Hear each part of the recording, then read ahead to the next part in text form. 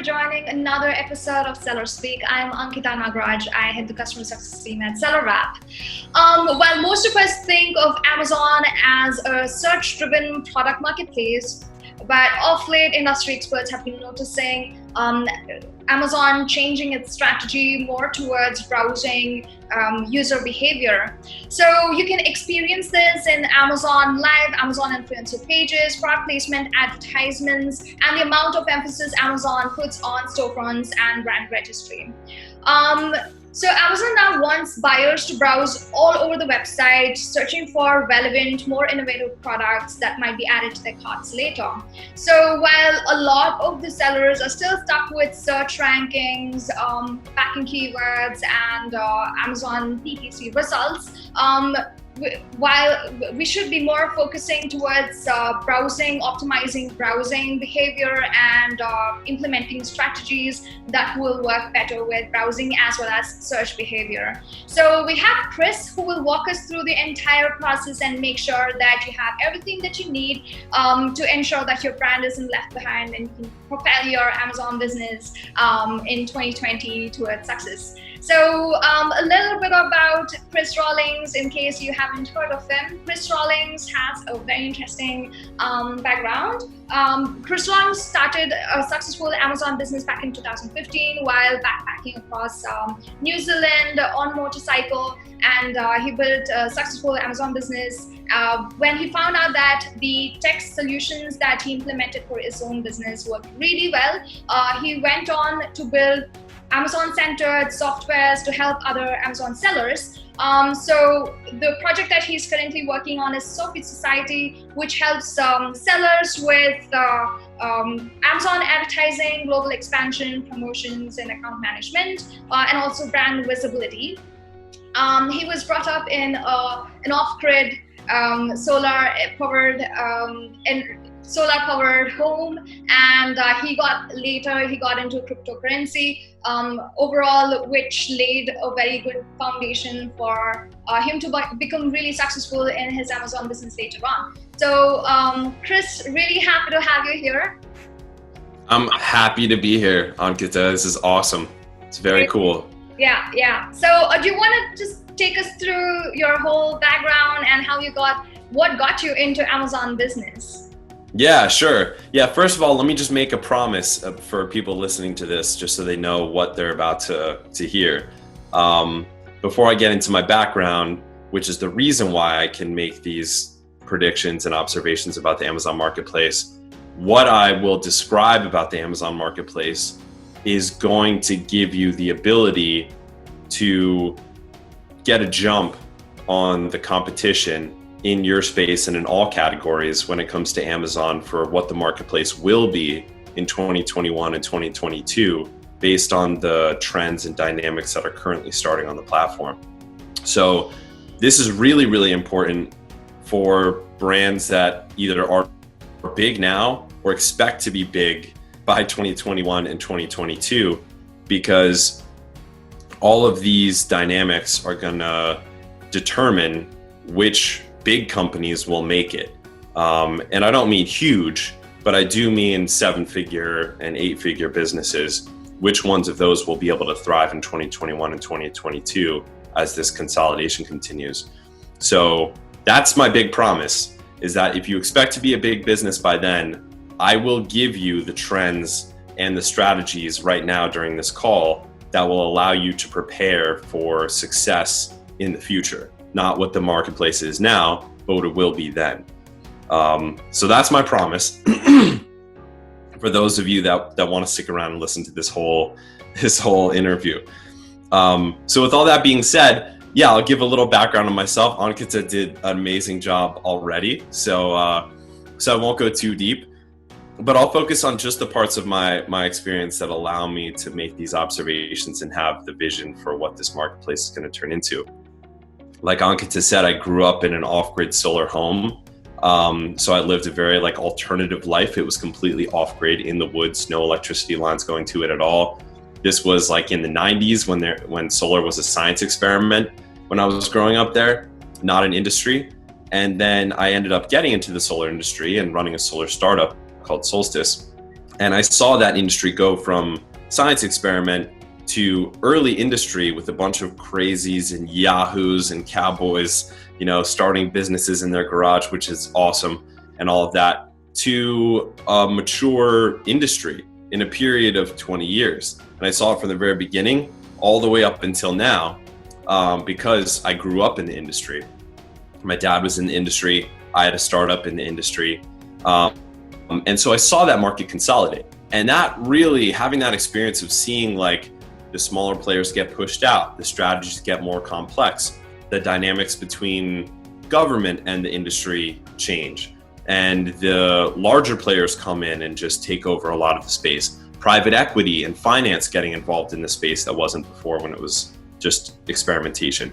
And you see the same pattern play out in every new industry. Same thing happened in computing. When you look at Steve Jobs and Steve Wozniak in the beginning, they were in these little clubs building computers, like in garages, all excited. I experienced the exact same thing in the crypto world. In 2012, 2013, I was driving into New York from where I live in New Jersey, and I was tinkering with this, crazy little community of crypto people and Bitcoin people. No one, it wasn't in the popular mainstream at all. There was no like Yahoo Finance news articles about Bitcoin in 2012, 2013. It was a bunch of, crazy people who saw this vision for the future and were tinkering. Well, now you see the same thing, consolidation, big players coming in, the market dynamics changing. After you see this happen in a couple industries a couple times, you start to catch on to patterns. And I see those same patterns playing out in the Amazon marketplace in real time. And that's why I can make some of these predictions with a fair degree of certainty, being through it in a number of different industries that I was involved in. In the crypto industry, I built some of the first ever Bitcoin hardware vending machines that could accept cryptocurrency and spit out physical goods, automatically restocking themselves. It's pretty cool. They're like money machines. Too early for its time though, and I ended up abandoning that project. But I also raised a crypto fund. I raised $4.5 million through a crypto security token later on when the market was more consolidated. That was called 22X Fund. And so all these experiences lead me to be able to see how markets consolidate and how they kind of mature. And as Ankitha mentioned, I started my own Amazon brand back in 2015, grew that to a 7-figure business, and then I piggybacked off the success of that to start a software company, and then Sophie Society, which is the business I'm currently focused on right now, which partners with other brands and expands their Amazon presence. And we do that in a number of different ways, but we can get into that later. But that's the short version of the history before we get into the meat and potatoes of all this. So I'm the founder of Sophie Society, and the society is a really unique thing. We allow sellers to join at a much, much lower price than they would if they joined with like an agency that took over their entire brand, because this is basically like self-serve strategy. So what happens is when they join the society, they get monthly strategy from me and my partners who have run 7, 8, and 9-figure brands through all of these different companies that we run. And then they get credits that they could spend to use on upgrades. So they get the strategy and the tactics to know what they have to do next to grow this brand. And then they get credits they can use on our content team to upgrade brands. So if we say, hey, listen, this listing needs a better conversion rate, they can use these credits that they get each month to get a new product video set, or get a new listing optimization, or get new EBC design. So it's basically like it's like insurance that you will definitely grow. Very unique model. I don't think it's ever been done before, and we're really excited about it and already loving it. Awesome. And I'm really impressed with your whole backstory and you had quite a bit of a journey, right? You had to go through a lot to end up where you are. So that's quite interesting. Yeah, it has been wild. Yeah, there are a lot of things I left out. I was in a touring band for 7 years as well, touring around the US, Europe, and Canada in a ska band. So that has nothing to do with this, but I left out a lot at a very Okay. crazy time in my my Absolutely. teens and 20s. Awesome, awesome. So, Chris, coming to the main topic, the meat of the webinar today. So, you're going to point out the differences between browsing behavior and search behavior, and why sellers should actually should focus towards browsing more than search behavior. Can you just elaborate on that a little more? Yeah, sure. Yeah, this is one of many changing dynamics of Amazon, but this, for viewers that are watching this right now, sellers that are watching this video is an opportunity for you to zoom out for a second. Okay, we're all focused on tactics and strategies. Most of them are around either increasing our conversion rate, increasing traffic, and most importantly, increasing ranking. Pretty much everything a seller is doing when it comes to the Amazon dynamics of their business are around those things. And that makes sense because right now, we're still at a point where a majority of Amazon shoppers are finding products through search behavior. But there are two different types of behaviors when it comes to e-commerce. There's search purchasing behavior and there's browse purchasing behavior. If you look at a platform, another e-commerce platform like Kickstarter, for instance, where people go to fund and mostly purchase brand new, cool gadgets, they don't go there knowing what they're looking for. They go there to find cool stuff. On Amazon, over the past 18 months, but especially over the past like 6 to 12 months, they put in place a lot of new features that indicate to us that they are trying to encourage browsing behavior on their platform, which means for a platform that big, with more than half of all e-commerce sales in the US at least happening on Amazon, which is a mind-blowing number, more than half of all online purchases, Amazon. If they're making a move like that, you know that they're trying to take over a very large portion of the overall dollars spent on the platform, which is browsing. And what have they done? They put in place Amazon Live Video. You can now do a live video for your products and get people watching and engaging and purchasing or taking part in contests or deals. They put in place Amazon Posts. Now you can post on Amazon, like basically like mini blog articles or like tweets, sort of like Facebook posts. And in the mentorship and mastermind network I'm in, which is called Titan Network, I'm a mentor in this network. There are a lot of sellers who are using posts to drive traffic in a completely different way, outside of the ecosystem that we're all obsessed with, which is search rank. What's my organic search rank? What's my organic search rank? Am I rank 16? Am I rank 14 for this keyword, for that keyword? We're all obsessed with that, but there's this brand new ecosystem completely outside of search that's evolving. The Amazon Live Video with these posts. There's another indicator of this, which is Amazon influencer pages. I was just looking at the Chris Pratt Amazon influencer page. It's hilarious. My dad sent me the link. And I was on it for a long time because he had a video. It was really like comedically done. He was messing with his fitness equipment, kind of fucking with it, you know, being hilarious, his Chris Pratt self. And I was staying on there for entertainment purposes. And I noticed that and I was like, whoa, this is a shift. I'm actually staying on Amazon, engaging with content, not just going there for a specific utility, searching for toothbrush and buying it. This is a change in behavior. And it's only the very beginning that we're at right now with these couple new features that are coming out. This is going to get more and more mature as time goes on, and Amazon finds more and more ways to get people on the platform and get them engaged. So if you're expecting to be a brand still on Amazon next year, the year after, maybe even the year after that, and even this year, I mean, this has already begun, but it's just the seed. You should start learning and start experimenting and start trying out these different browsing behavior ways to get traffic to your listings, because it's going to become a bigger and bigger part of Amazon's strategy. And while everyone else in the entire seller community is focused on the one obsessive thing of what's my rank, and that's it, that's all I care about, you can play the fox in your competitive category and not the lion, but play the fox. And while they're doing that, you're still obviously very focused on rank, because that still is the primary way that shoppers find products. But you also begin to build up your ability to drive traffic to your listings in other ways, like these other tools Amazon has given you, and like outside tools as well, driving traffic using Facebook Messenger bots and Facebook ads that use contests and things like this that are really creative new ways to drive traffic to listings.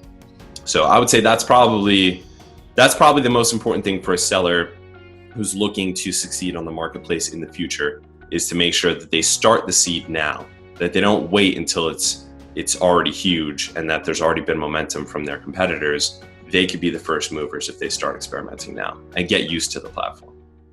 Yeah, definitely. So I like the analogy that you gave about fox and the lion, and definitely like not everybody can be ranking on page 1 for all of the keywords, but instead if they make use of the browsing behavior, they can definitely get a lot more traffic to their listings, right? So one of the things that you pointed out was celebrities pages. I forget what it's called. The track one, yeah. So have you observed any other strategies that Amazon has implemented over the last year or two? Yeah, I mean, in general, it all leads towards getting people to stay on the platform for other reasons. They want people to stay on and click around. Like you also see, this is more of a trend over the past 2 to 3 years, but you also see a lot more content being stuffed into listings. It seems like every month there's like a new space on listings for more stuff, and the listings are getting longer and longer because there are sponsored products related to this product, and then there was compared to similar items, and then there was customers who bought this also frequently bought together, and then there's the sidebar. Once in a while, Amazon will put their own products underneath your product with a special brand ad. And also more and more in search results, you see video content right in the middle of search results. If you search like some major categories now on Amazon.com, you're going to see a lot of video content coming up because Amazon is really pushing that. And obviously they're seeing success because they're pushing it harder and harder. Our brands are starting to selectively get approved to run video ads. It's still in beta, so everyone's not approved for this. And I don't fully understand their selection criteria, honestly, because it doesn't really make sense between our different brands, which ones have gotten the access and which ones haven't. But it's all surrounding content, keeping people engaged, keeping people interested, keeping people on the page. So when you're advertising on Amazon, not many people know this, but we're all focused when it comes to Amazon PPC on the search results of PPC. But then there's that whole other part of PPC, which is your product placement ads. So obviously, yeah, if I'm selling a garlic press, I want to show up when people search garlic press, but that might be a super highly competitive keyword.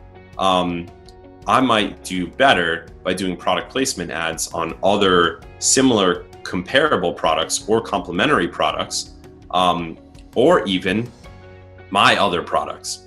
We have one brand who used to get taken over on his listing by a bunch, just this one company was taking all of his sponsored products related to this product's real estate on all of his listings.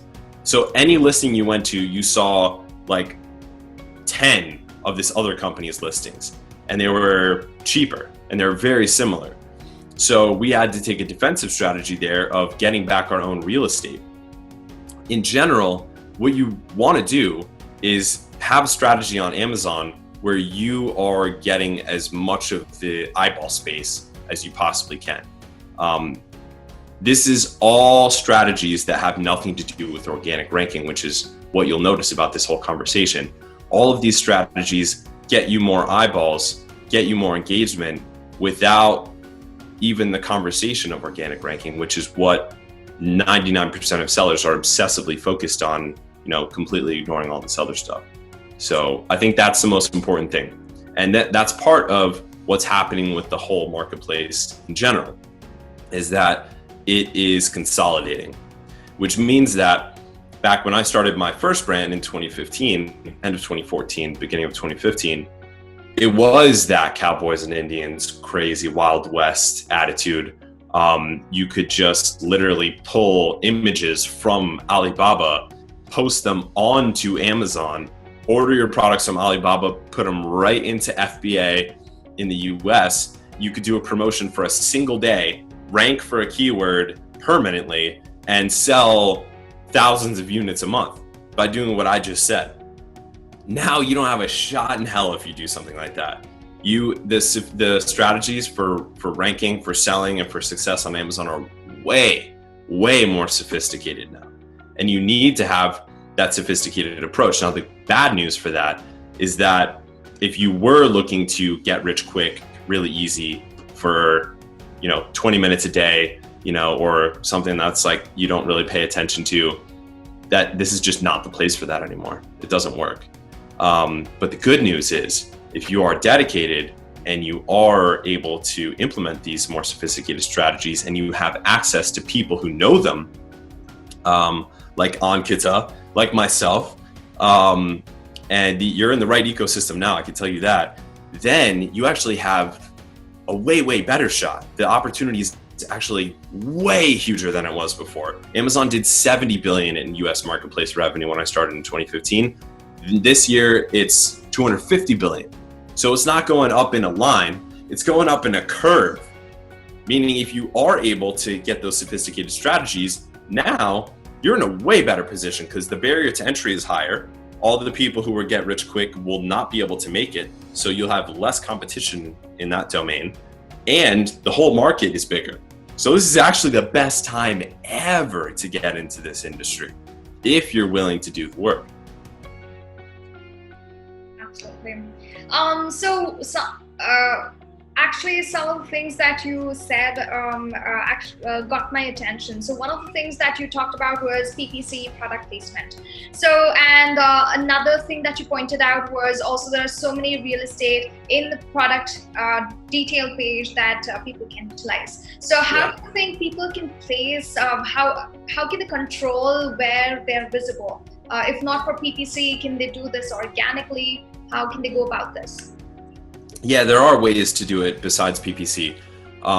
You can pay for product placement that ads on specific listings by inputting their ASIN into your PPC, and you can get on whatever listing you want, basically, if your bid is high enough. But you can also do some organic strategies as well. One huge thing is in your EBC or your A+ content, have the product carousel at the bottom of it. Every seller should have this. And in my experience, only about 40% of sellers utilize this strategy. I don't know why. It should be 100%. But the very last part of your your A+ content, your EBC, should be the product carousel, which means it's like miniature listings of your other listings with the title, a description, some bullet points. It's supposed to be a comparison table, but you use that comparison table to basically sell the product. And this basically reclaims inventory from your listing. Another thing you can do is hack the frequently bought together. That's a really common strategy. And the way to do that is you either do co-promotions where you're promoting your product together on your external platforms, either rebate platforms or on Facebook, or you're putting together buy one, get ones that actually show up on your listing under the special offers section. So buy this product, get this other product 5% off with this code. So you're incentivizing people to buy them together. When you get enough of those, Amazon's algorithm finally says, oh, people buy these products together, we should put them in the frequently bought together. And then that's yet another way for you to organically reclaim the inventory and the real estate that you have on your listing. Got it, for sure. So with this knowledge, how can sellers prepare for the future dynamics of Amazon? Well, I would say this. My attitude when I started my brand, or my first brand on Amazon, back in 2015 was I have to do this all myself. This is gonna be like a bootstrap brand that I do on my own, that's just fully funded by me and my own savings. And I'm gonna do everything myself until I absolutely can't anymore. And I actually worked then, but I think that in the climate now, that's the toxic attitude to have, and it doesn't lead you to success. I think that as a market like this is consolidating, what you see is bigger players gobbling up smaller players and taking over more and more of the marketplace and more of the industry, because they have the added benefit of increased efficiencies, which decrease their operational costs, allow them to operate with greater margins, and then hence allow them to do more intense promotions and discounts that allow them to squeeze you out, essentially. You see this all the time. I mean, there are a ton of companies popping up that do this. I know individuals that are doing this, just putting together companies and conglomerating them together to make them all stronger together. Thrasio is one of the biggest in the space. They just raised $100 million last year to do this. So there's serious money in this industry now. That being said, what I think you can do, besides all of the tactics and strategies that we're talking about to prepare for the future of the dynamics of what will lead to sales on Amazon, when it comes to your business strategies, I would recommend viewing this as a startup, just the same way that you would view anything else as a startup, a software company or a physical product company in retail, or an agency or whatever. It's not like a game where there's little hacks. If you were to create a startup, what would you be thinking about? Okay, what is my business model? How can I forecast this out? Where will I get the money from? How much money will I need to raise or collect? Who are other partners that I could partner with? I wouldn't suggest viewing this as a hack or an on-the-side thing, or like a side hustle anymore, with the position that the marketplace is going towards, the trajectory that the marketplace is on. I would suggest, from a mindset perspective, viewing this as a real startup. And some of the things that means are arranging for some serious funding, getting funding partners in if you can. If you can't and you have to start a bootstrap, you still can't do that. But I would definitely not try to do everything alone, because it's going to be less efficient. You can't wear all hats and do everything well. Bring in a partner or someone else who's as motivated as you, who can split the work so that you guys can conquer together, because I just don't think this is a marketplace anymore where you can just half-ass everything and still succeed. I couldn't agree more. And lastly, what are the newest ways Amazon has released that allow shoppers to find products on the marketplace? It's mostly the things that I've said. So it's that video, it's these Amazon influencer pages, it's these posts. The posts are really interesting. We're seeing more and more traffic coming from these posts. So, and I think if you're gonna try doing the posts, try to get your VA or someone on your team to just post once per day, check the results of it, and in your category, if it makes sense, then just keep that rolling. And as Amazon starts to drive more and more traffic to it, through putting it on listings in different parts of the website, you'll already be there and you'll have first mover advantage, which is a coveted spot in any startup. And then also just give it a try. Try doing Amazon Live Video and do it shittily. You don't have to this is like the early days of this. You don't have to put together a professional, whole setup with professional videographers and models or anything like that. Just do it on your phone. Do it on your phone, try it out, do a little contest or something like that, and then measure the total amount of views you get, total amount of sales that it drives, or entrances into your contest or whatever it is. And just keep tabs on it and do one every once in a while. And as Amazon grows the amount of traffic going to these different sources, then you're going to be a first mover. You're going to already have experimented with different things to see what works and what doesn't. I wouldn't expect like amazing results out of it outright right now, because all of these things are still in their early phases. But I would experiment with it so that you know what is working and what isn't for your brand specifically. Awesome. So that was like a nice little summary of the entire session today. Yeah. What sellers can do and how can they go about, making best use of browse behavior. So that was great, Chris. It was such a pleasure to have you on the show, and I learned so much and was super informative and educational. And I'm sure all the brands that implement these strategies in 2020 and 2021 will for sure be very successful compared to their counterparts. So again, thank you for coming on the show. For sure. Yeah, that was awesome. We'll have to do it again. Awesome.